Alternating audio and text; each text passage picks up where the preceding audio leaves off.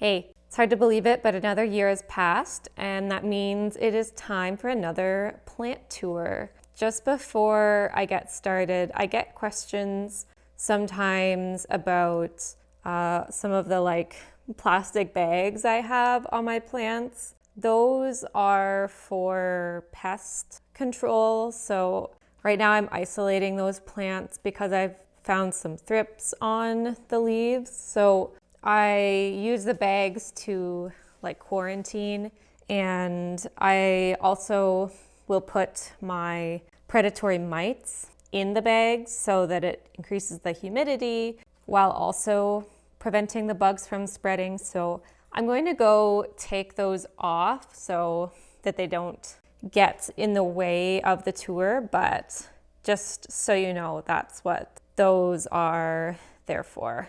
Another quick note, if you want to see an update on my vivarium, so I released an update on Patreon, so you can check that out if you want an in-depth look inside. I just posted that a couple days ago, and you'll also see this and the gecko tank on the pets video that I released prior to this one. So I'm not going to go over that today. I think I will start over in the corner where I traditionally do. If you watched my pet video, you might notice I've upgraded to spikes on the back of my chairs so River doesn't fly there. So some changes in this corner. So it's not looking the greatest. I did have a grow light in this shade, but unfortunately it burnt out, which I think is my fault because it just wasn't able to cool itself down, and I think it just overheated. So that's my fault. I've been meaning to replace it. I will eventually. So obviously these plants are not looking the greatest, but they are alive. They still get a bit of light from the windows. This is my Monstera esqueleto.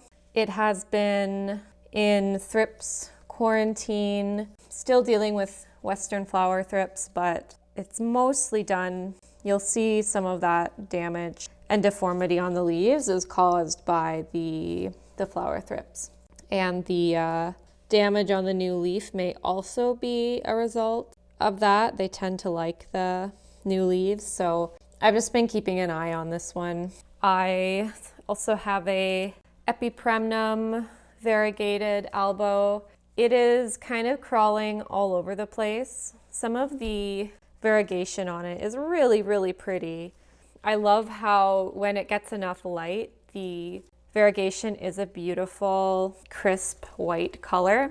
I have had some fenestrations on it in the past, but right now it's just not getting enough light to really do that. But I do love how big and bushy it is. So I'm kind of content with it just the way it is. Next to it, this is really sad.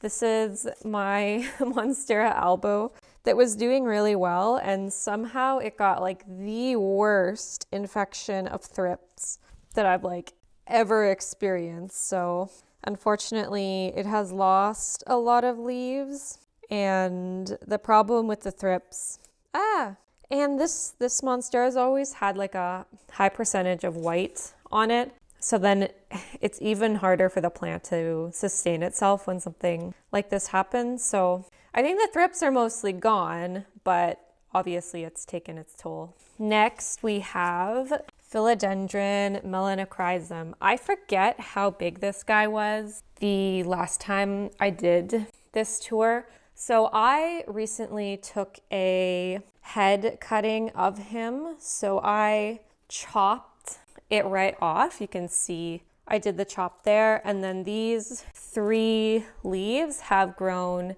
since then. Now, kind of interestingly, these leaves are not attached to the base at all. These have all grown based on the roots in the moss pole itself. So it is getting a new growth at the bottom that's just small. And then you can see here it's it's severed. I'm wondering if I should cut it again, like maybe here or something, and see if I can get some growth points activating more in the middle, because I don't love it that it's like completely bare in the middle, and now I'm gonna have the same problem where I'm very quickly gonna run out of room. So we'll see. Let me know what you think I should do there.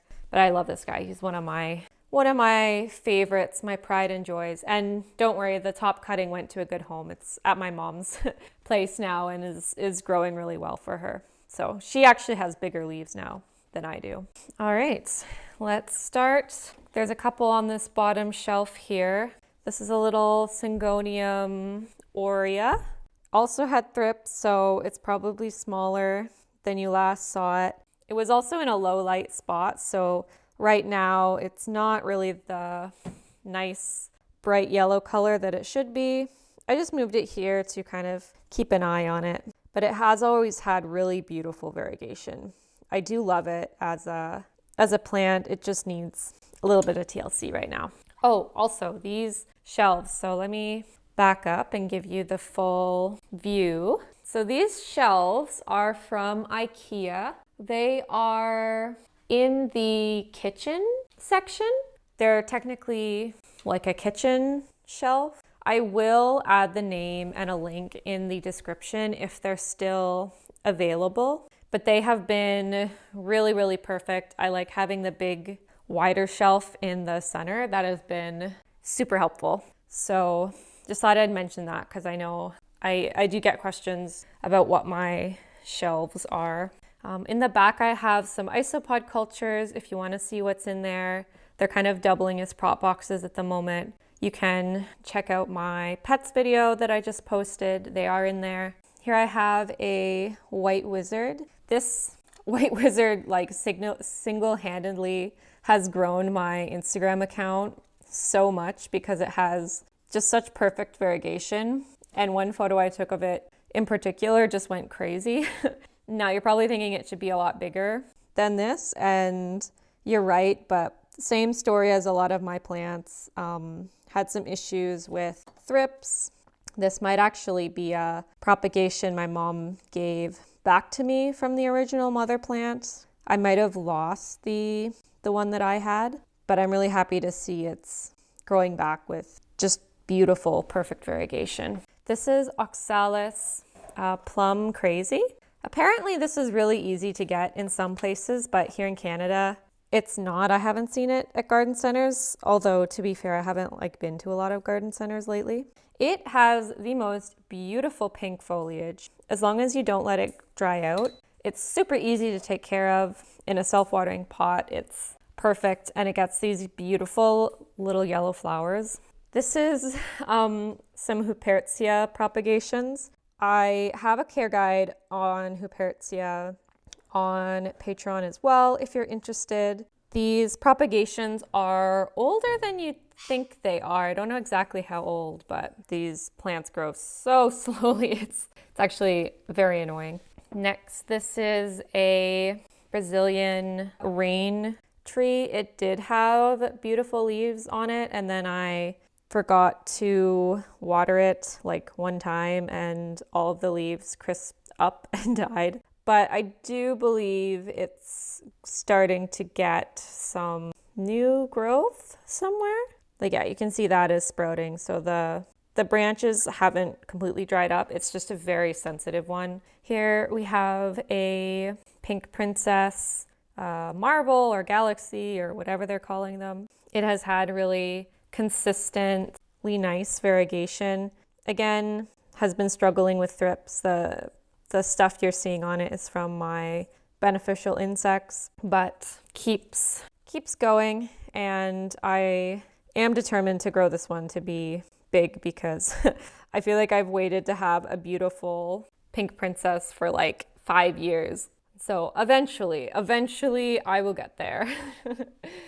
In this little house thing, I have a couple propagations. This is Solanum oleanum, which is in my vivarium.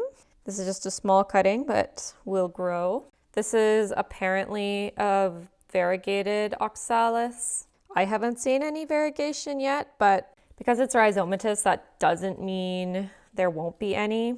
It might just come up kind of randomly, so we'll see. I'm just going to keep an eye on it. Here is a variegated hibiscus. This one is from Crystal Star Nursery. My original one I had didn't make it, unfortunately. I have to kind of figure out what I want to do with this one, but I honestly just love the variegation. If you can see it on the leaves, it's actually quite nice and white. I have some propagations of Christia obcordata, which is sometimes called the swallowtail butterfly plant. It's a beautiful plant, but it is really messy and will just dry up into nothing if you don't water it. And then the last little guy I have in here is a Polyneura outer variegated. My plant was doing quite well and then had a weird, what I think is a fungal or viral or bacterial issue. And I lost most of the plant and I wasn't sure if anything was going to make it. But these cuttings seem to actually be growing now, which is encouraging. And if you want to hear more about that, I talk about this plant specifically in my Hoya care guide, which is on YouTube already. Okay, I'm gonna show you my prop bins that I have on my bottom shelf. These are really, really messy, so don't judge me. If you don't like algae or whatever, if it grosses you out, then you can just skip this section. But I really like the plants growing in here. This is a beautiful begonia from We Pot Plants that I showed in my most recent anthurium haul. It was much smaller and I don't think it had the spots on it at that point. So I'm really, really loving it. If you know what this is called, what species it is, please let me know. Same with this begonia here. I got it in the same haul. I do not really know what it is. I had a couple theories when I posted that video, but I'm not entirely sure. I'll let you see the flowers. It has both types right now. It has, I think, the male and female flowers. Some more plants from my trade with her plant therapy. The variegation on this one has just grown in beautifully. I have to find what the name is again, but I'm really loving that. It's probably big enough now that I can take a cutting and put it in my vivarium. This is the ficus from that video. I don't think it's gotten like a ton of new growth. Those leaves might be new. You can see how beautiful the old leaf is. And this is a new leaf and you can kind of see the variegation on it, but it doesn't have a lot of green. It may just need higher light. From that haul, I also have this Dioscorea black. Again, I don't think it's grown a lot. I think it had these two leaves when I got it, but that is okay. This is my bat piper here. It's not actually a piper. It's not doing super great. I tried to air layer it and it ended up like rotting off all of the new growth, which was disappointing, but it is starting to give me new growth here.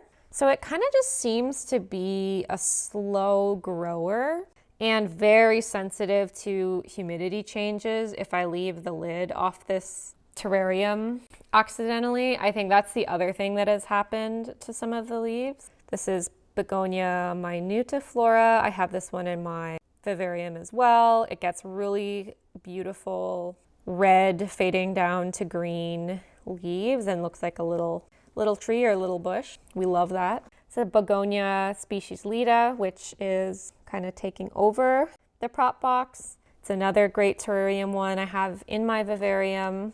This is a Platycerium. This was an unidentified one. Unfortunately, I noticed I had this one mounted and it seemed like the main plant died. This is actually, I think, a pup from the original. So I've just transferred it to this prop box so it can kind of reroot. This is one I'm not going to remember the name of. Let me see. Crepidarium? Cryptomania species Polypoides, Ecuador. This is a filmy fern. It's so delicate, it's hard to even focus on. Again, I have this one in my vivarium, and I'm just keeping the mother plant here for backup. You can see the little sprouts, so it is growing, which is encouraging. Oh, and there's a little baby extra fern in this begonia too that's growing, which I think is just awesome because I love ferns. Okay, next bin. This one is like, I think my oldest one. It's pretty messy, but some notable stuff in here. This is begonia autumn ember. This was in a self-watering pot up until a few days ago when the whole thing just kind of like broke off. You can see it broke off at the base there. So I just stuck it in here, hoping it'll reroot. This is one I'm really proud of. This is Soli mutata, variegated. And for a long time, it didn't have practically any variegation. So I've kind of kept cutting it back, hoping that I'll get more variegation. And I'm getting slightly more. This one is weird in how it grows because sometimes it will put out like several green leaves before it does one variegated one. This here is a unique Selaginella. I wish I knew how to propagate it. It's cool because it has this like stem. See how it has that like stem? So it gives you a real like palm tree or just tree vibe. We have a Thai constellation from a tiny chunk I threw in here a long time ago thinking it would probably rot, but it pulled through. It did not rot. There's a random Ethereum down there coming back to life, and one that I love. This is a variegated Selaginella. I love Selaginellas in general, if you can't tell, and having a variegated one is just so cool. And it has kind of just taken over and done its own thing in here. It seems to be happy. Okay, next. This is meant to be some propagations for selling. It's a little empty right now. I'm probably due to take some more propagations, but I never know like what's going to be popular and whatever.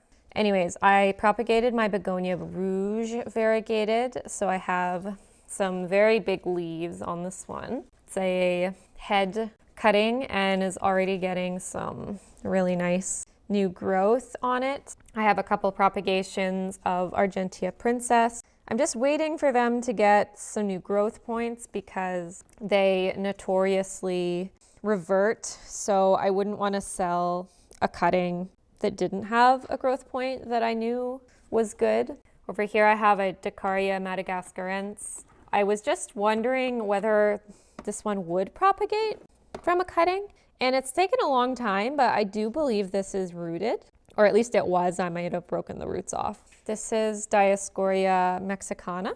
I will show you the mother plant later. This was just an experiment to see how it would root from the vines, and it is rooted really, really well. I'm not sure, it might not form a caudex.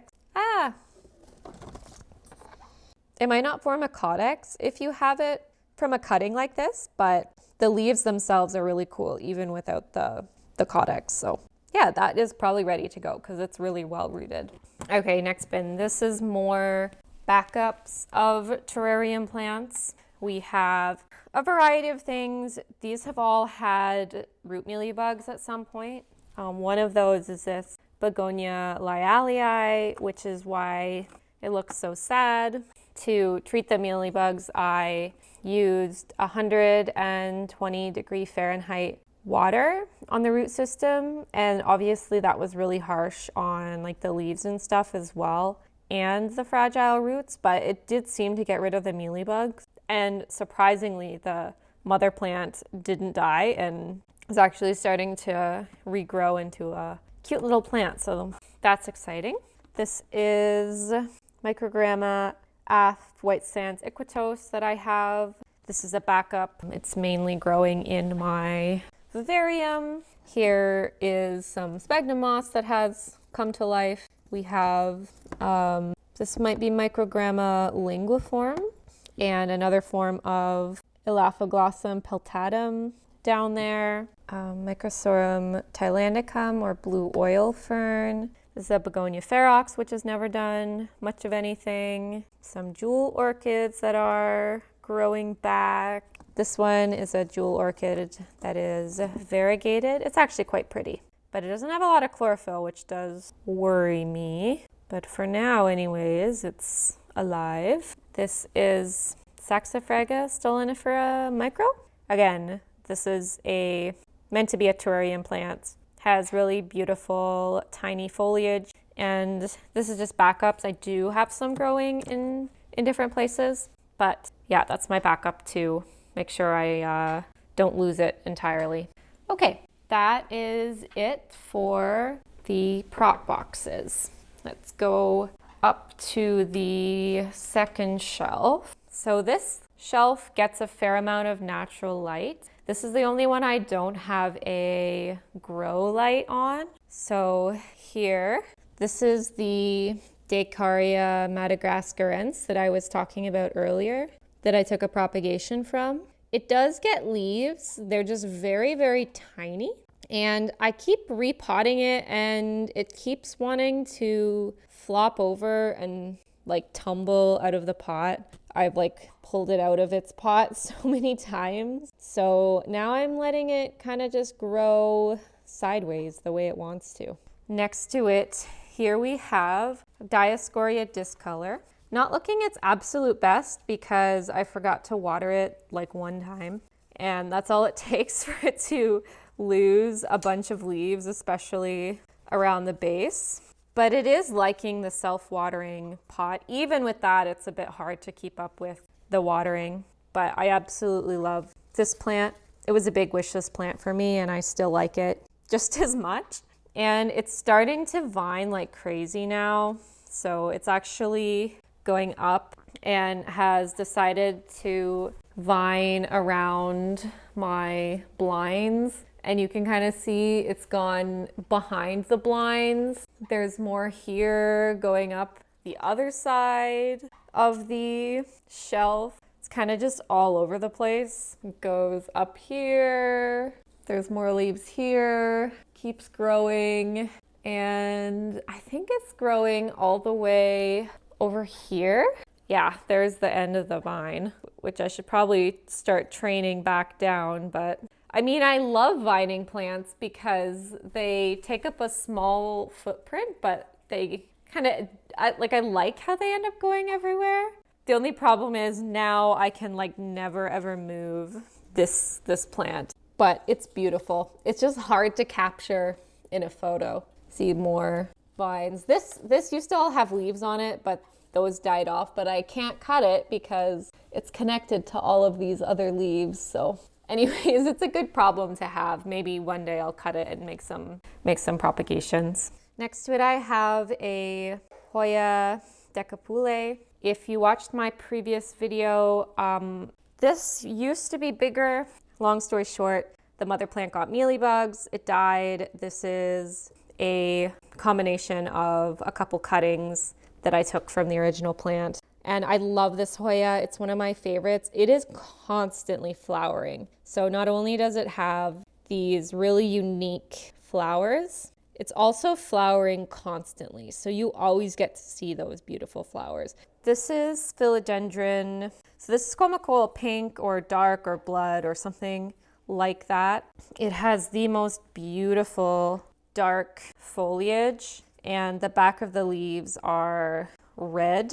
This was an import that I'm surprised made it. It was actually discounted at the Equigenera booth because it looked so terrible. But it is going strong now. And you can see the beautiful petioles, the fuzzy petioles, which aren't for everyone, but I think it's quite unique and I really enjoy that. Here is a Pingdom. I will open it up. I just have some saran wrap on the front to keep all the moisture in, which apparently the sundew has stuck to. Yeah, but beautiful sundew. I think that's Adele. Have some mosses, have some assorted pingiculas. I'm not sure what the variety is. I have a little bit of marsh pennywort growing. The problem is I put some Urticaria longifolium, I think that's the name, in here, and it has kind of like totally taken over. I keep having to pull it out because it honestly just grows like a weed. You'll see what I'm saying a bit later in another terrarium, but it's actually like a problem because it ends up covering everything else and choking everything else. Here we have possibly my favorite anthurium in the house and one of the easiest to care for. This is Anthurium moodianum, and it is gorgeously dark. Unfortunately, it has had thrips. So you'll see this leaf, which is the newer leaf, is a bit damaged. And this powdery stuff is all from my mite cultures. So that is a bit sad, but it's doing amazingly well considering it's had thrips. And I love it because the new leaves come out like bright red and then they gradually fade down to purple and almost black. Like this is a leaf that's fully hardened off. Just to compare it, like if you look at it against the black shelving, like look, see how dark that is? Like that is honestly wild to me. Beneath it, this is Hoya carnosa freckles splash. This was a Hoya I took a chance on way back, and it has become one of my absolute favorites. I've taken several cuttings of it. I recently repotted it, so it hasn't really been growing. It's been rooting, but the quality of the splash on here is just phenomenal. And look at the size of that leaf. For a carnosa, that is absolutely beautiful. I love this. I almost love this as much as the Wilbur Graves. Next, we have Philodendron burl marks. I believe this one would have been larger in my previous video. Same story, it had thrips, and this one is such a fast grower that I just chopped it down to the base. If you don't know, thrips lay their eggs in the plant tissue, so one of the fastest ways to get rid of them is just to get rid of the leaves. Now, moving upwards, I believe on my last video I would have had a Houperzia carinata here. Unfortunately, it didn't make it. It didn't have a good root system when I imported it, and I should have done something about it earlier. So now we have a Rhipsalis baccifera pink fruit on here, which is flowering and getting lots of fruit on it. The more light you give these guys, the more pink that fruit will be. But this is a really beautiful, easygoing plant. And if you like Houperzia, Rhipsalis are a good kind of alternative that are a lot easier. Here we have Dioscorea elephantipes with a beautiful caudex. It is growing some leaves right now. The Dioscorea has started to vine and has kind of taken over this Christia obcordata as a trellis. So my Christia obcordata is now entwined with my Dioscorea, which is okay. The only problem is Christia obcordata is just a very messy plant, so I can't really move it or cut it or do anything with it. It's getting some flowers right now. It does get pretty pink or purple flowers, but they're messy. They drop off, the little seed pods or whatever drop off. It's great, it just gets messy, and I find it hard to keep this one looking good. Although top down like that, I mean, that's actually quite pretty. Next, I have Hoya obovata, very classic Hoya. This is one from Plants R Us, which are no longer open, unfortunately, but they have always had the most beautiful obovatas. This one has had some issues with flat mites and root mealybugs, but it's starting to get some new growth on it, which is always a good sign that your Hoyas are happy. In the back, I have a Polyneura splash or broguette. Now, this was one I was worried had mealybugs and was dying, but it's apparently not dying because it's getting a whole bunch of new growth. But you'll see in a second that I actually have a second one. Here I have a Delta Force hybrid of some sort. Now, the original mother leaf looked very much like a Delta Force. I seem to keep having issues with this one rotting though. He seems to be solid in there, so I'm hoping that all the rot is finished and he will just be in recovery mode now. This is a relatively new plant to me. This is a Passiflora. I've had Passifloras on my wish list for a long time.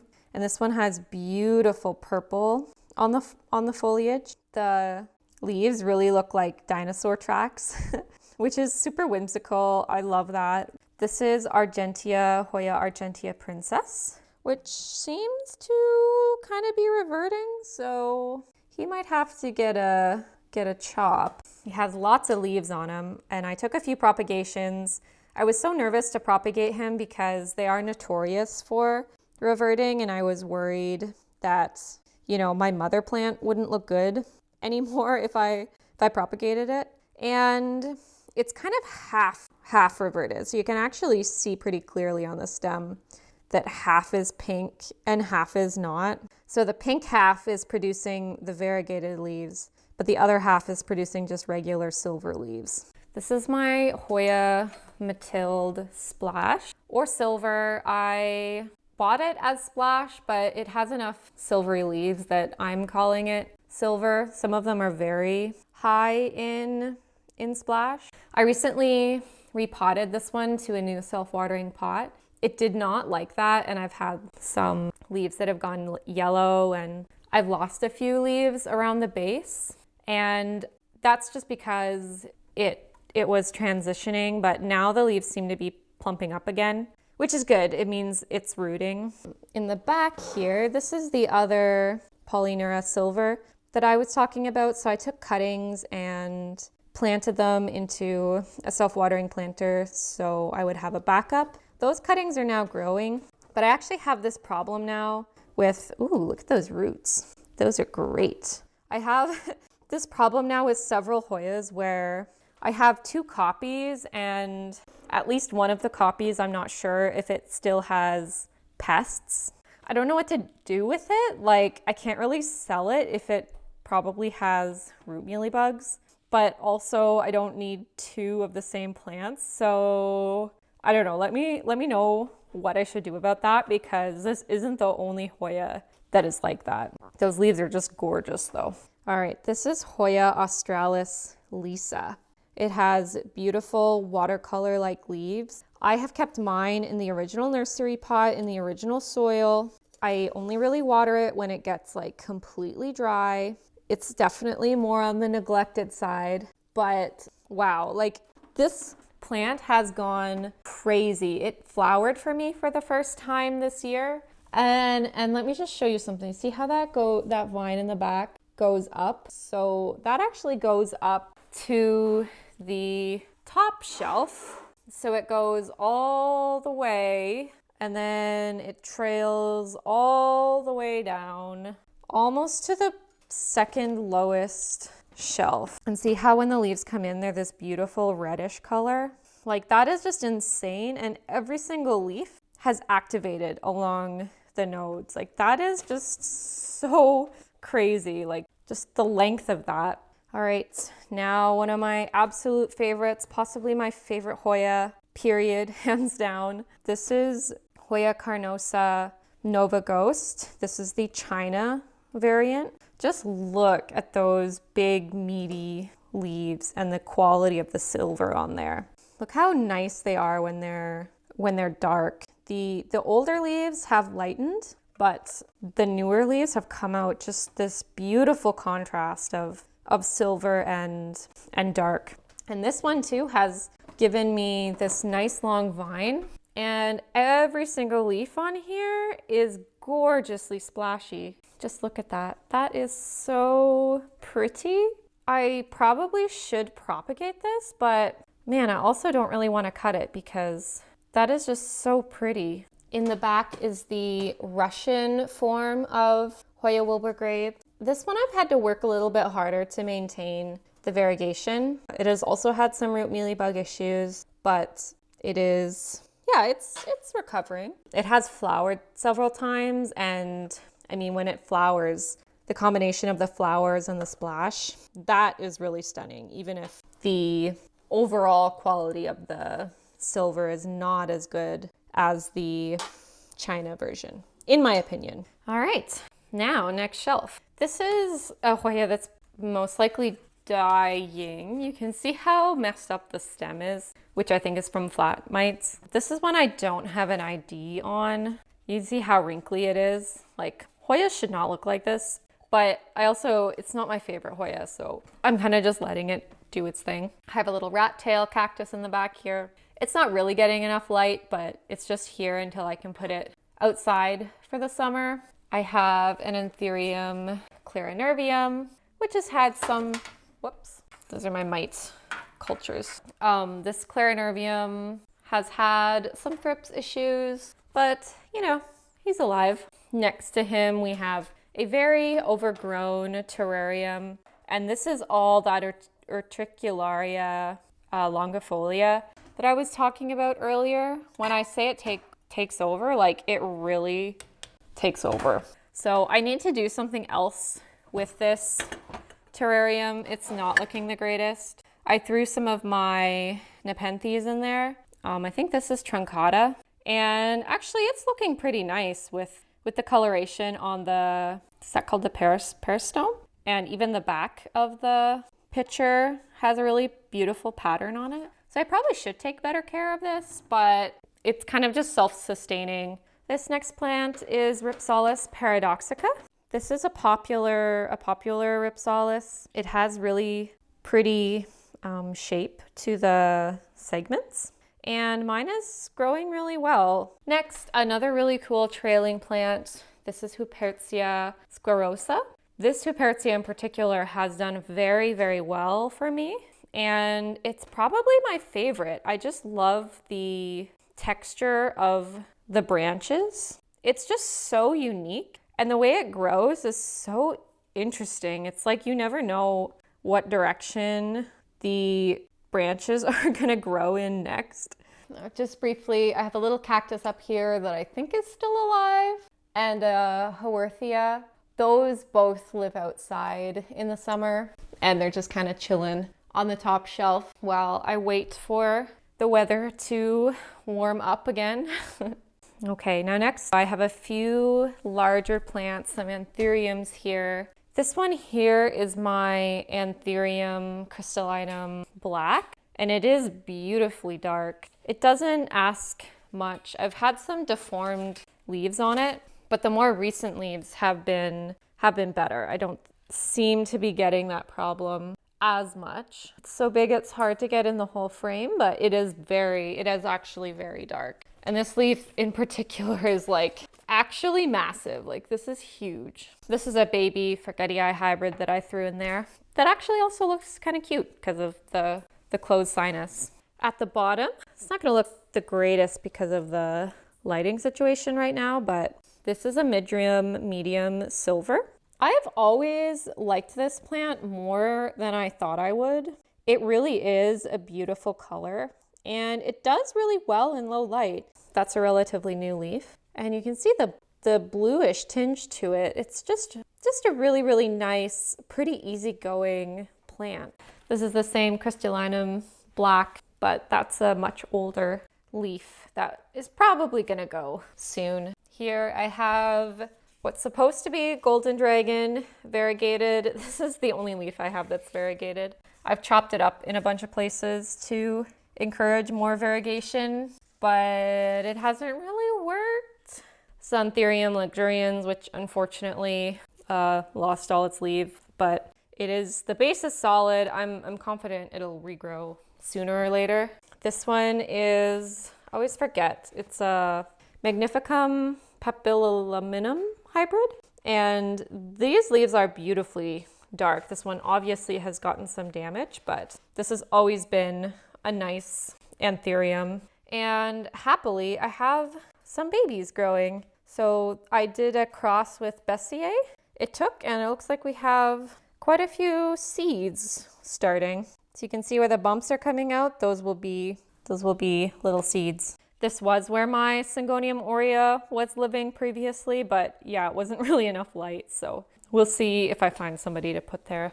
Over here, I have a very sad Alocasia macrorrhiza variegated. I had it outside for the summer, and I got a lot of babies to grow, but I don't know. This one has just been on the struggle bus for a while. And I have all my Californicus mite cultures in with it because you know how alocasias and spider mites are. Decker's all curled up in his bed. He's been snoring this whole time. You're cute, aren't you? Yeah, you're a good boy. Next is my Monstera Thai constellation, my largest plant. Actually, not the most expensive plant I've ever bought. Is doing pretty good considering it could be getting more light where it is. It could be closer to a window or have its own grow light, but the leaves are still really, really large. So I'm happy with that. Okay, succulent shelf time. I'm really excited about my succulents. They've been doing quite well. So, well, except these ones on the base. These ones are kind of my struggle succulents. This one is an Andromyscus variety. It's really unique in the way it grows, but I find only the propagations look good. The adult plants end up like not looking good, but it's not one I really see in anyone else's collection, so I kind of just keep it around. This is, I actually don't know what this one is, so if anyone can help me ID it, please do. I've had this one forever. I actually use this succulent to make boutonnieres for my wedding, which I'm super proud of. We have a Haworthia here with a bite out of it from a groundhog or something that got a little overeager in the summer. Forget what the name of this one is. It might be Tiny Burger. Some lithops that are struggling. Again, gopher, thought they looked really juicy and tasty in the middle of summer and ate most of them off. This is Albuca concordiana, I think. And it was looking really tight and spirally at the end of fall. It got lots of light outside and the cold also helped, but in here it's unspiraling, but it's okay. I will put it outside and it will be okay. And I actually just noticed this. I think it's getting a new one. I have some lithops in the back. Again, they were outside for the summer. They're looking kind of meh right now. We'll see if they survive the winter. This is a Grapto something, super bum, variegated. I posted this one on my Instagram stories. I was struggling with it, like from the moment I got it, when I brought it home, like the next day, all of these leaves started falling off and turning translucent. So I was convinced it was rotting and then it kind of stopped, but now it appears to be rotting again. So I think it's hopeless at this point, but now it's too far from when I originally bought it to get anything back from the seller. So that's kind of frustrating because I think it was overwatered from the beginning. This is, I don't know what this is. I have a really hard time remembering my succulent names, but I'll just put them on the bottom. It is struggling with mealybugs. I've just been spraying them with rubbing alcohol as I find them. Next shelf. Here's a Haworthia that I absolutely love. Look what a nice, beautiful ball it has formed. I've had this guy for a really long time. And Haworthias are actually really cool when they start to cluster like that.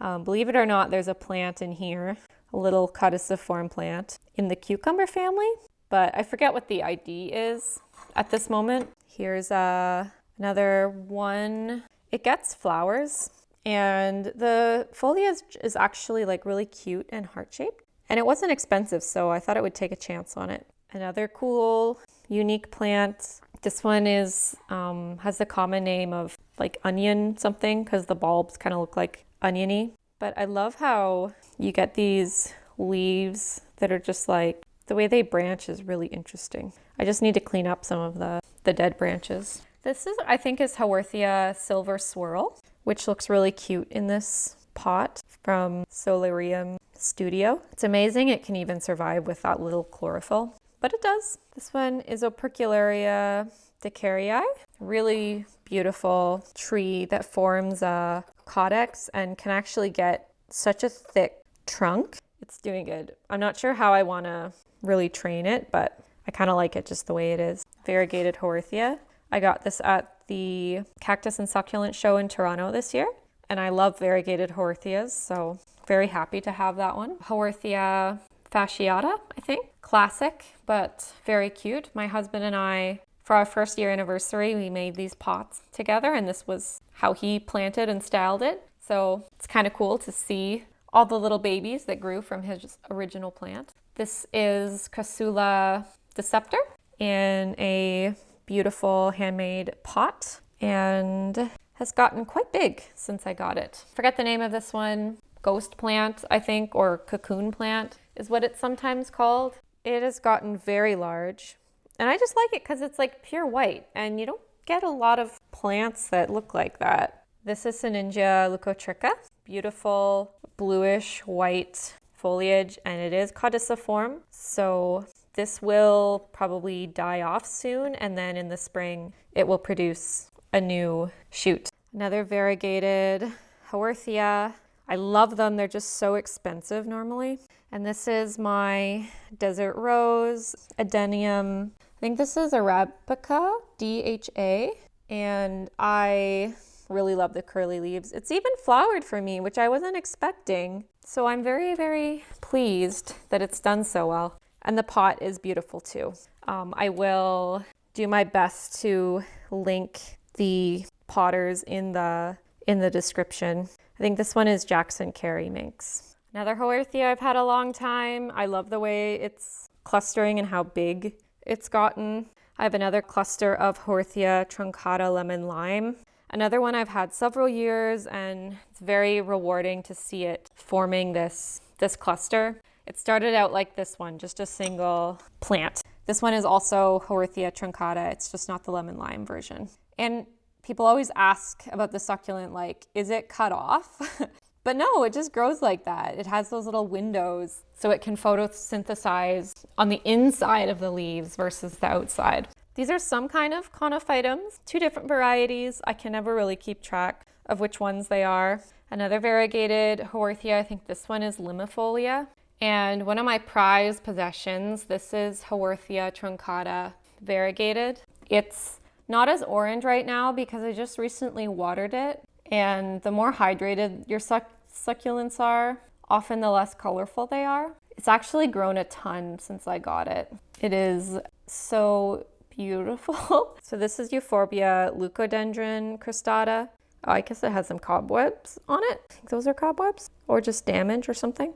Anyways, this is a fairly fast growing Euphorbia, and it just is super wonky. These aren't expensive, but they're cool. All right, so that's it for this shelf. That's one of my more of the green, less colorful succulents. That one does have its own grow light, and Decker's very annoyed that I'm interrupting his napping by being here. And I apologize if you have watched my tours multiple years and I'm like saying the same thing each time. Hopefully at least the plants look a little bit different. So this next shelf is my most colorful succulents. I had a different setup with the lights before. This is a new 100 watt light from Sansi. Now, originally I had it turned up to full strength and it actually burnt my succulents. Lesson learned, you can actually give succulents too much light. Now I have it turned down to the lowest setting and my succulents are nice and beautifully colored without getting burnt. So that's the key. Before I start with the actual succulents, this is my little ping rock. My pings have done so much better since I moved them with the succulents and put them under the succulent grow lights. I highly recommend giving your pingiculas a lot of light, especially colorful ones like the Cyclosecta, which is the purple one, which has been really easy to propagate, by the way. All these babies are from leaves, I think. Give them lots of light if you want them to be colorful. So this is Alherciae, this is Florian, and these were even more colorful. I went away on vacation for like 2 weeks and put it somewhere low light, and they were completely different. They were all green after that time. It was amazing how quickly they changed, and they haven't like fully gone back to normal. This one, I'll have to look the name up, but it is really cool, like long leaves. Let me see if I can get a better view of this beautiful pot because the combination is also just so pretty. I'm really, really glad I picked this up. Okay, now on to the actual succulents. This one I just moved here It was on the lowest shelf, and you can see how exfoliated it's gotten.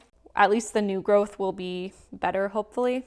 Actually, maybe I should just chop him. We'll see. I don't know why I can never remember the name of these guys. But this guy was outside for the summer, got chomped. Isn't looking the best, but seems like it's on the road to recovery. Got some assorted lithops. I always need backup lithops because they love to die. Portulaca, mono something.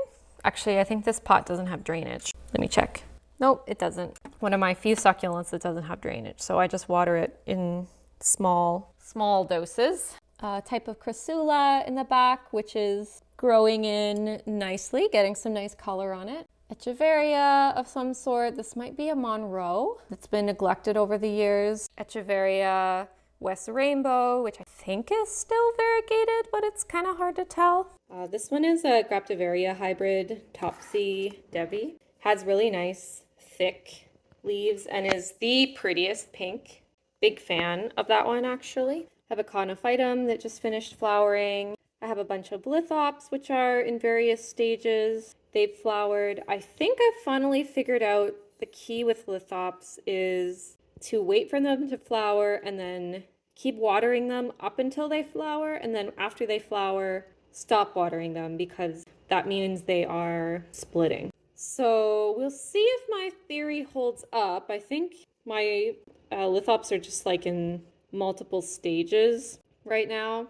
This is a replacement of one I had previously. I think this is Graptivaria Purple Delight variegated. I had one that was very beautiful and unfortunately I lost it to stem rot. But this one is actually coloring really nicely, so I'm excited to see how that one grows. I have some more Conophytums in the back that are actively flowering. This Echeveria I had outside and then I brought it inside, and that's why it's looking kind of pale. I only moved it to the light a couple days ago. You can already see the pink starting though. Have some sort of Pachyphytum.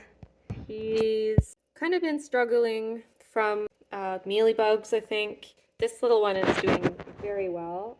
I think this might be a Laui. It has really thick farina. It is really pretty color. This one I believe is Cutusianum.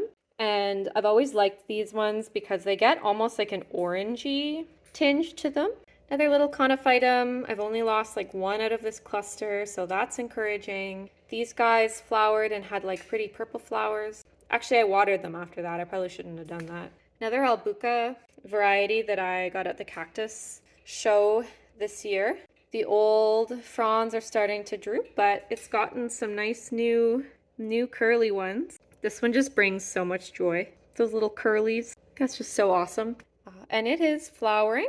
Has quite a big flower for such a small plant. Another Conophytum that is finished flowering. These are Pachyphytum. Now these ones you can clearly see. These leaves are the ones that got burnt by the light. And then all the nice new pink growth is all stuff that has grown since then. So the light makes a huge difference with your succulents. This one you can see it really clearly. That's all just burned from too much light. Another Echeveria I forget the name of and needs more substrate, obviously. I've got a little Crassula pyramidialis that's growing all sorts of pups. Those guys are very interesting with the dense leaf pattern. This is a variegated succulent, always thirsty. You can see the leaves are wrinkly. That seems to happen no matter how often I water it. But I really like this guy. It's pretty easy to take care of, especially for something variegated. I don't think I even had the idea of that succulent to begin with, so no idea what that one is. And then my baby toes. They have been flowering so much the past little while. I don't think I've ever had succulents flower this much. And I think the good light really helps. And he looks really pretty in another one of those pots from Jackson Carey. Beautiful. Ah, look what I just did. Oh well, that's fine. That just means you get planted like that. At least with succulents, if you break them, it's kind of no big deal. All right, Hoya shelf. These are some of my Hoyas that have outgrown my greenhouse cabinet. This is Crassipediolata Splash. This is another Hoya I have duplicates of because I was convinced this one was dying after it had root mealybugs, but now all of a sudden it's decided to recover, and I don't really know what to do with it. Oh, I almost forgot a succulent. I put him up here when I was cleaning.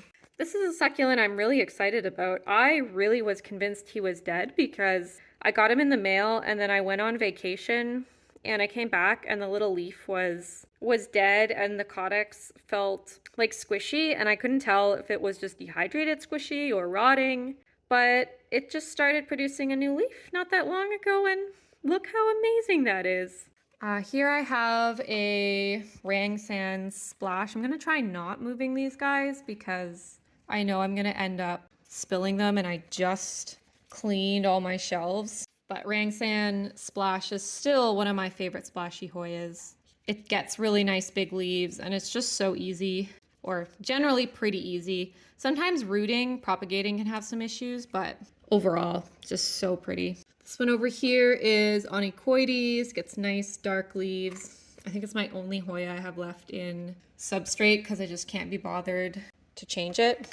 Going to the other side, I have Pandorata here. This one is pretty. It's just hard to show you how pretty it is, but it's got like a nice cascade to it. Very difficult to root though. I always get some that die off of it. Beside it, this other trailing one. I love this Hoya and I think it's really underrated. This is Lithophytica.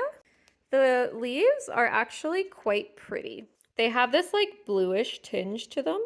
And this plant gets the most beautiful flowers on it. You'd be surprised at how big and beautiful they are. They're like Bella flowers, but even bigger. So that is a Hoya I definitely recommend. That's not as common. Here I have a Hoya Rhyme Splash. Just good, consistent splash on it. A little bit boring, maybe, in my opinion. We have a Gunangating. Mine has grown quite quickly. I need a better spot to sun stress it, but it is looking very beautiful. And one of my favorite Hoyas, this is Coriacea Silver. And this thing grows so quickly. This grew from like a single leaf cutting. Some of the leaves are super silver, some are more mottled, but every single one is just so pretty. This one might actually be the original leaf, but I love everything about this plant. It's also super easy, so highly recommend if you don't have one already. Next to the shelf, I have my Philodendron Florida Beauty. Now, this guy would be looking a lot better if he didn't have a really bad case of thrips. I think we're almost past it now, and honestly, the variegation on him is quite good. I think I'm just gonna skip my cabinets for a second and go over beside my fireplace, just because I think I'm losing light now and I want to make sure you can see all these beauties. So this big beautiful plant here, this one is Pallitiflorum, Anthurium pallitiflorum. Super easy, has no problems growing in room humidity. Has an inflorescence right now, and the leaves are just so long.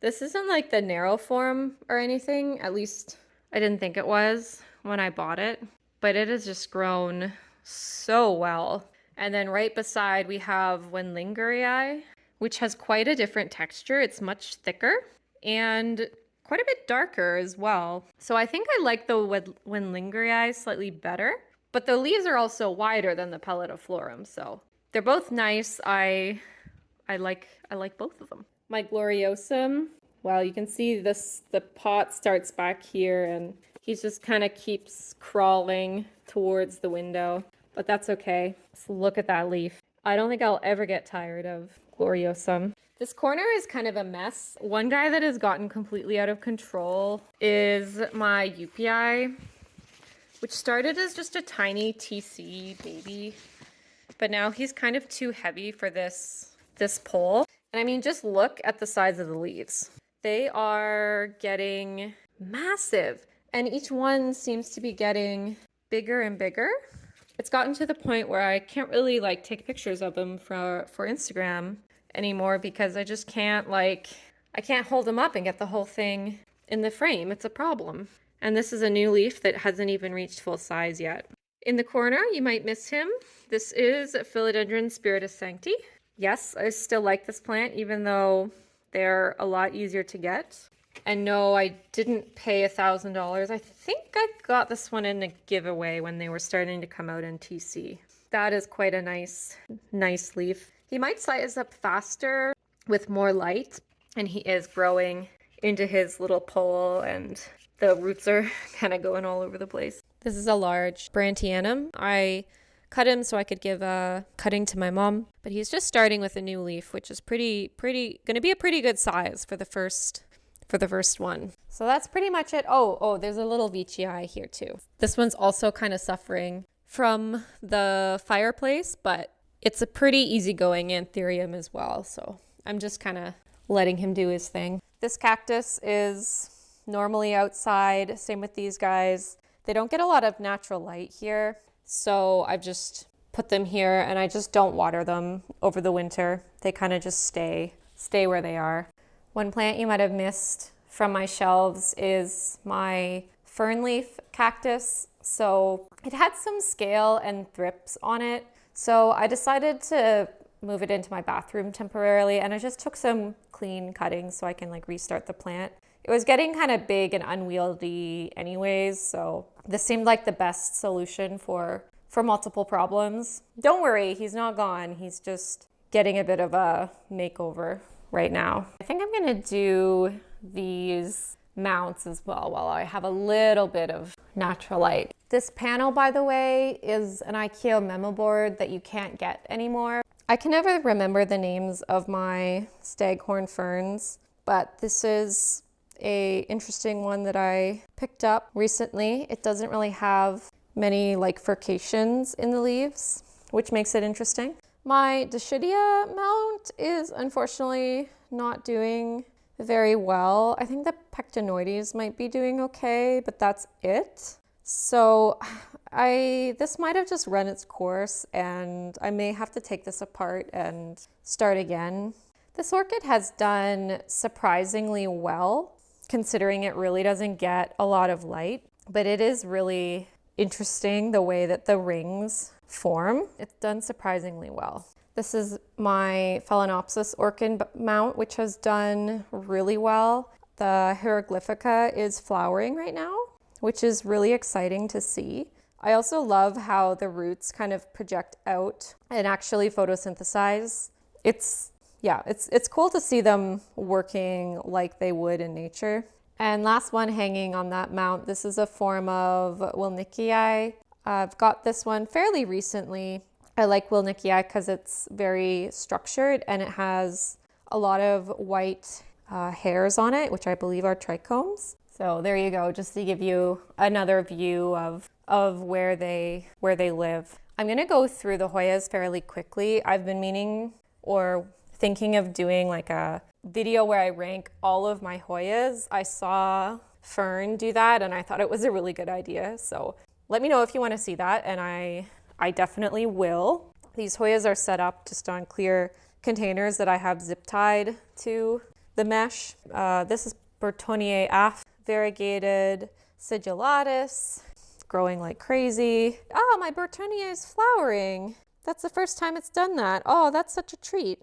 Look at that. I mean, they're not anything super cool, but I mean, they're still pretty. Bella, I have 3 different varieties. Well, 4 if you count the normal one. Actually, I guess that would be the third variety. So I've got the outer variegated. I've got the inner variegated. It's just beautiful. I could never keep these alive before, but self-watering pots, man, they have just totally saved my Hoyas. Look at that. Now it's so lush and beautiful. This is Quincunnervia. I thought this one would die a long time ago, and it's still kind of on the struggle bus, so I don't know what to do with it. This is Weidii Lori Lynn. Absolutely gorgeous hot pink margins. This is one I have given lots of propagations from and is still super, super pretty. Down here, some silvery guys. We have a Lacunosa mint coin, who is trailing quite nicely. A little bit of a more minty silver color on him. We have a Carnosa Nova Ghost, which just keeps growing and growing. It's vining all the way over here. got a Houseplants. I moved her here. She had root mealybugs, and one of these branches didn't survive the treatment. You can see it's crisping up, but the rest of the plant is nice and plump and healthy. AH074, which keeps wanting to grow green leaves for me no matter how many times I try and get rid of them. It'll grow like a couple silver leaves and be like, nah, I'm done with that growth point. Hoya Silver Lady. Had a lot of cuttings of this one over the years too, and it's just really consistent with its silver. All right, so now we just have the cabinets left. I'll start on the bottom of this first one because there's some really cool stuff in here. I have, used to be known as Fallopia multiflora variegated. Now it hasn't done as well. It has had a really bad case of scale, which I only recently discovered. So we're working through that. I should probably quarantine her. I just don't really have a good spot for it, so maybe she'll get a plastic bag. This is Begonia lyalii. I had root mealybugs on this one. This is more of like a terrarium begonia. This is the same as the little one that you saw earlier. This grew from just a cutting, and it's done really, really well in self-watering. This is Dioscorea mexicana in a beautiful pot. Finally, I'm able to grow this plant. I bought this plant like 5 times and killed them all. As Crystal helped me to know, you need to water these guys more frequently than, say, like a Dioscorea elephantipes. When I got at the same time, this is Dioscorea sylvatica. Really interesting leaves with like a flat sinus. But what I really liked about this one was the codex, how it almost like looks like a foot. It seems very different from some of the other Dioscorea, the way it's like rounded and stuff. I should probably talk about my Begonia polensis. This plant I grew from like a little plant, and now it's so massive. It is like taking over this whole cabinet. The leaves are so massive. It's honestly hard to believe that it's a begonia. If you look at the pot, look at the size of the rhizome. It's crazy. This is Begonia Muna. I've definitely had way more success with begonias than the last time I did a tour. Begonia Muna is a really cool hybrid. The only issue with it, it's almost like the stems aren't strong enough to support itself. So it ends up like flopping over. And now I have all these like twisty stems that I don't know what to do with. See, this just like popped right off. Like, what am I supposed to do with that? Oh well. Adansonii yellow variegated. This Adansonii, it's browning a little bit now, and I just recently moved it to a self-watering pot, but it has really nice variegation. The quality of variation is really good. Another begonia that I really, really love. It's growing kind of wonky. So these are the old leaves, which have like bent down for whatever reason. And you can just see the size that they got to.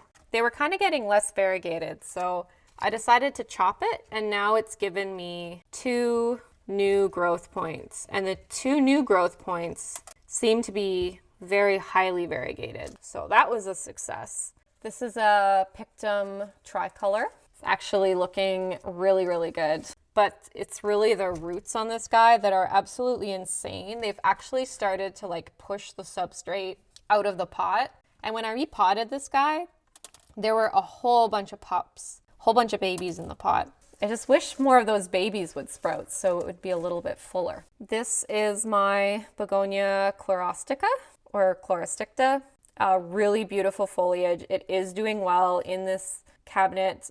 I just need it to be a little bit bushier. And I tried cutting one of the stems, and then the stem died off. So if anyone has like tips for that, I really love this begonia and I don't want to lose it. This is Begonia pteroides, another one I almost killed from root mealybugs. I took a bunch of propagations. They were very, very small propagations, but they managed to survive, and this one is now regrowing almost to the size it was when I got it. So that is a huge, huge success. Here I have a Adansonii variegated. This was from House of Monstera when they were still in Canada. It was giving me all white leaves, and I kept cutting it back, and finally I got a growth point with some decent variegation.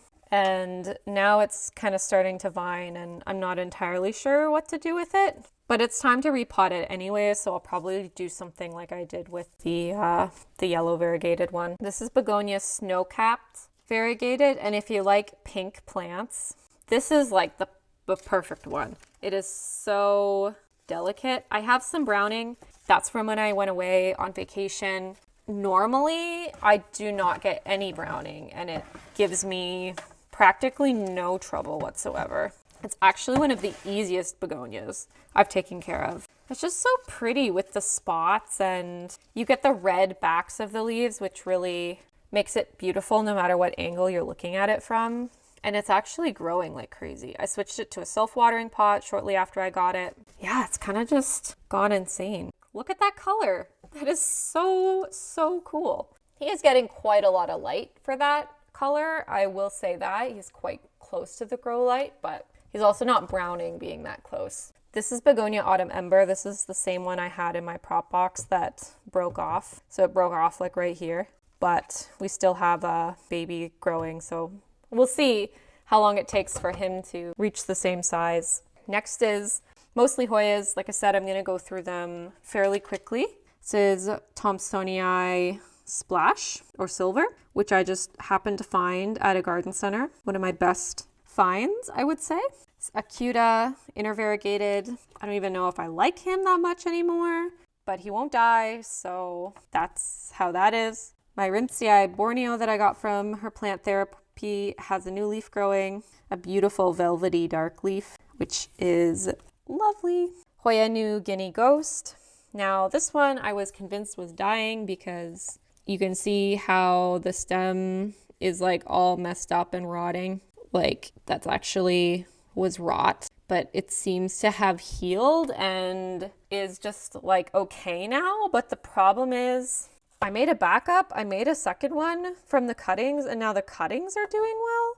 So I'm not sure what I'm supposed to do. Like, do I sell one of them? But like, what if I sell the babies and then the mother plant dies? Like, this is becoming a problem. This is species VL9. My plant used to be larger, root mealybugs, but now it's regrowing, and it's very cute with its little grape-like leaves. This is Lacunosa variegated.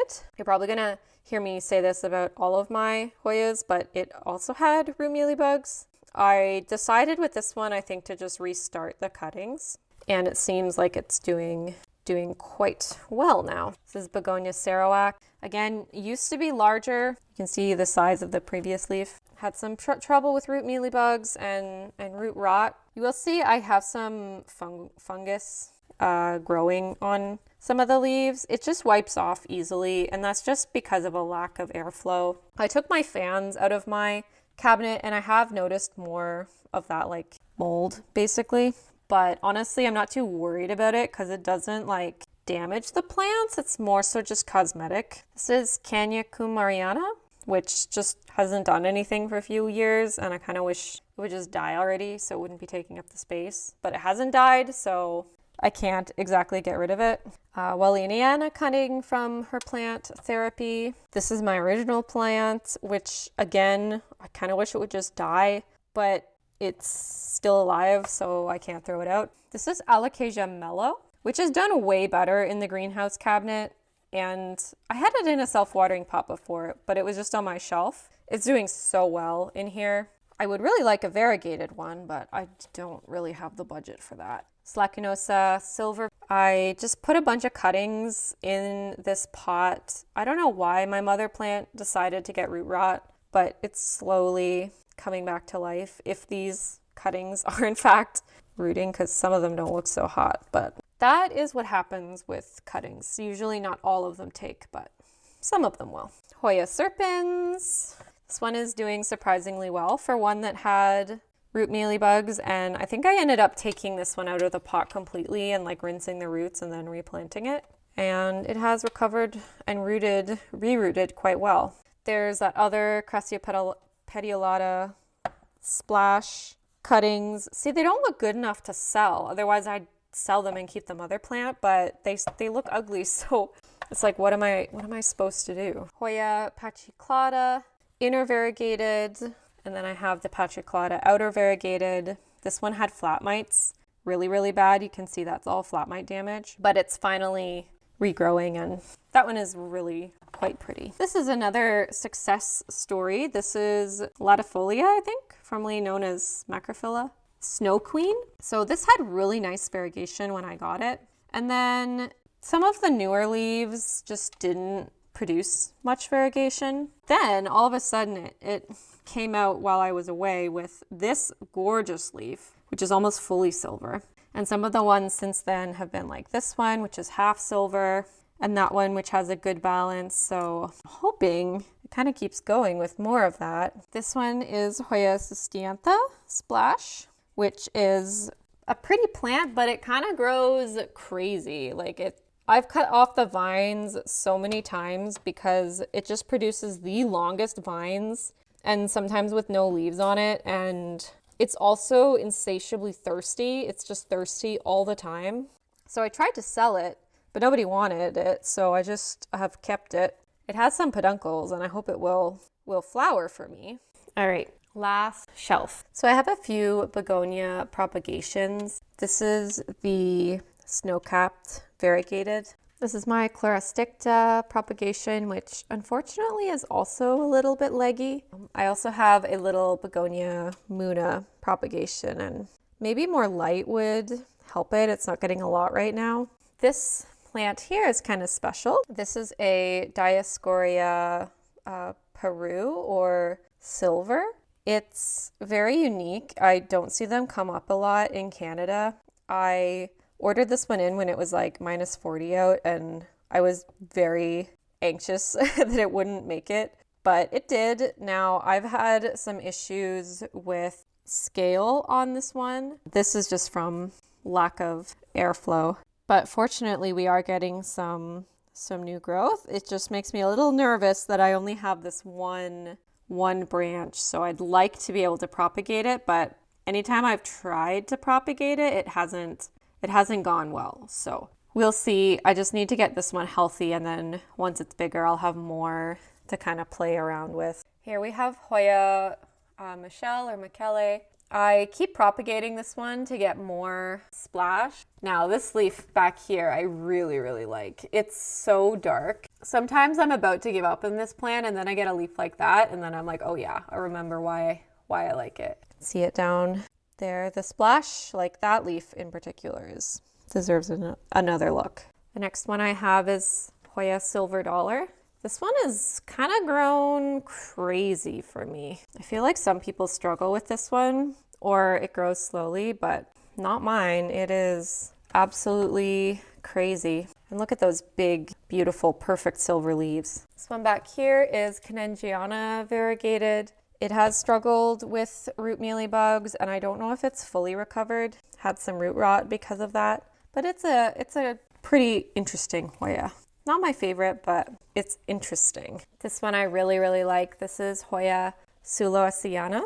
I quite nearly lost this plant. I had it and it was doing really well, and I propagated it, and then of course the mother plant decided to die. But now it's coming back strong. Those long leaves are super unique, and I think I actually have 2 growth points going now. Next we have Hoya undulata. This one was gifted to me by Marnie, and unfortunately I have rotted the roots again. So it's time to propagate this one. At least it has a nice vine with some roots already started, so it should propagate okay. This one is Clemenciorum. Huge favorite of mine. This new leaf just grew the other day. It just finished hardening off. This one went from being a 1-leaf plant for a long time to finally giving me some beautiful new leaves. It seems to really prefer the cabinet. It likes the warm temperatures. This one I'm not going to bring down, but this is Platycollis. Such a thirsty Hoya, and gets all yellow if you don't water it. Hard to propagate too for that same reason, but the leaves are really long and beautiful. And I'm actually getting my first ever peduncle on it, so I'm really hoping that those don't blast and they make it all the way, because the flowers are quite pretty, and it would make up for all of the ugly foliage it's given me. The last one in here is Hoyas spardioides. All of these leaves are actually peduncles, and this has been flowering like crazy. It's probably the greenhouse cabinet with the extra humidity and warmth. It doesn't have any right now, so it's probably like done for the season. All right, that's it for this cabinet. Everything that I have in there is pretty dense, but we'll move on to the next one, which is mainly anthuriums. So this cabinet is also around, it's maybe a little more, it's more like 70-80% humidity. It does get pretty warm in the summer, which the anthuriums don't all appreciate, but it's the best that I can do. So here we have, I've moved a couple of my platyceriums in here that I know would appreciate a bit more humidity. So this one is Madagascariense. Just had a little tumble there. The same thing happened to me yesterday when I was cleaning. This is the one that gets the really cool waffle texture leaves. It is more of a sensitive platycerium. It didn't do well in room humidity, so I moved it in here and it's doing better. I also have Platycerium ridleyi in here. This one was doing okay in room humidity. If it can go better in the greenhouse cabinet, then that's what I want. Another non-anthurium down in the corner, my Monstera obliqua. So my original obliqua was doing really, really well, and then it got thrips and the whole plant died. This one actually grew from a tiny propagation from a runner that I had growing in my prop box for a long time. And it started to size up and actually look really cool. I have an orchid. This is Bulbophyllum. And is that a flower stalk? That's definitely new. I didn't notice that before. If it's coming off of the leaf, it might actually be a flower stalk. That would be exciting because I really only bought this one for the flowers, and it's one of the few orchids I have because I think the flowers are actually worth it. This is Forgetii, but I think it's rotting. It's been a stump for a long time, and I've done everything to try and revive it, and it just hasn't worked, which is really sad because that was a beautiful Forgetii. Produced a lot of babies for me, so I have no idea what happened there. It was thrips that killed off the leaves, but I don't know why the stump never regrew. This big, beautiful one right here is a Dark Mama hybrid. It might be with Magnificum. I'm not sure, but just because of the size, it makes me think that. I did drop stuff on it and tear the leaf, although it's kind of healed up okay. This plant here, this is supposedly a King of Clarinervium. I don't know how King of Clarinervium-ish. That leaf, I see it a bit more. Maybe I'll move this one to room humidity because any of the Clarinervium types, I just can't seem to grow them in my cabinet. This is a new Bessier leaf that's coming out. Unfortunately, it touched the light on the side, so it's a little bit damaged, but it is alive and thrips free. I had thrips in my cabinet for a long time, but they are all gone. They're eradicated now. Going up, this is Anthurium warocquianum.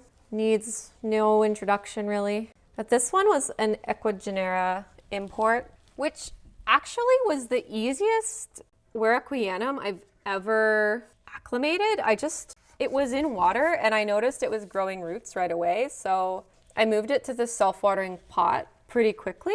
And once it kind of went through the original import leaf and put out a new one, it was pretty much good to go. And I think this is now like the third leaf I've gotten. Anthurium peltigerum, really cool texture on this guy. It's getting a new leaf. I like this one a lot more than I thought I would. If you like Veitchii, this is even better in my opinion. Over here we have a Lutherii, which I always knew was considered challenging, but I just realized the other day that the base was starting to rot. So I just chopped it and replanted it. But that's why it's looking so sad right now. This is, do I still have the original tag? I'm gonna have to look up the ID on this one. It's another random Papilloaluminum hybrid probably. This leaf is actually really nice and dark. It's growing in really nicely.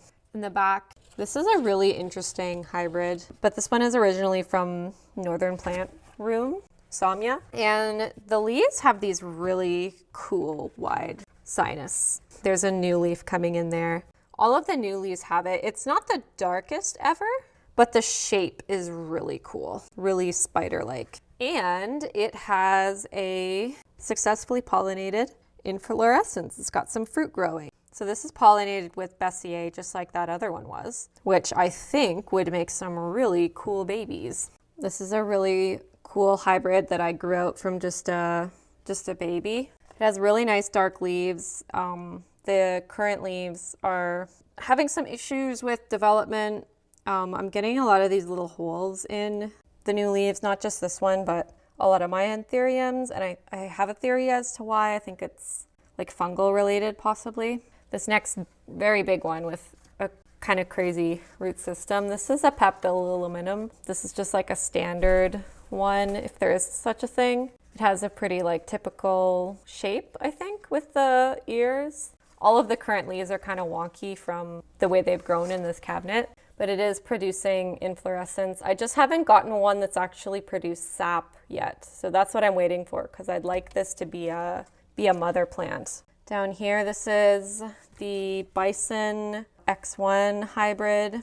You can see compared to some of the other leaves just how dark it is. So I'm very excited to watch that one grow. This one is another hybrid from that batch of anthuriums I got. This one isn't particularly dark, but also I haven't gotten any new leaves from it, so we'll see.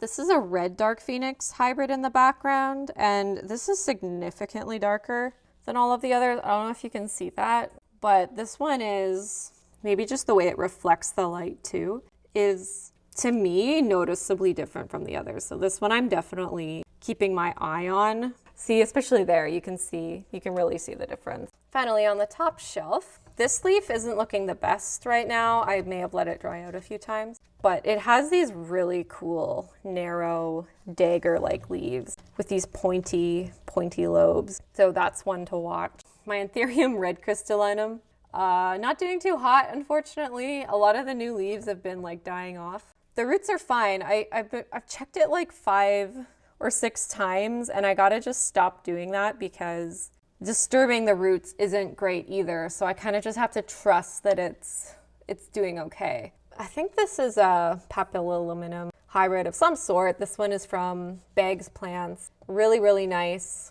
unique sheen to it. I've been waiting for this one to grow up for a while as well. It has had, I think, also some fungal issues, so I'm working on that, but at least it's stable and the roots are healthy because I have checked. It's another little hybrid that I have now lost the name of, but it's got a nice pillowy leaf and getting a new one. This one actually, the base rotted off, so I moved it to this self-watering pot and it didn't skip a beat at all. Like, I think it maybe lost 1 leaf. So that is everything in here. Oh, I didn't even notice that this guy is getting a inflorescence with the pollen on it. So that's coming from this guy.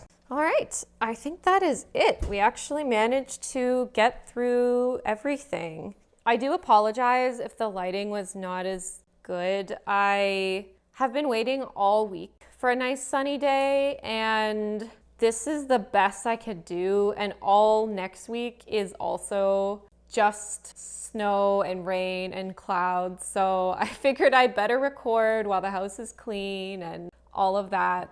Anyways, thank you very much for watching. I know this is a longer video. I appreciate you if you've stuck to the end.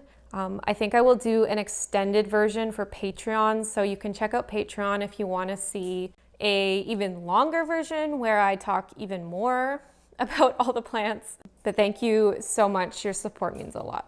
I'll see you later. Bye.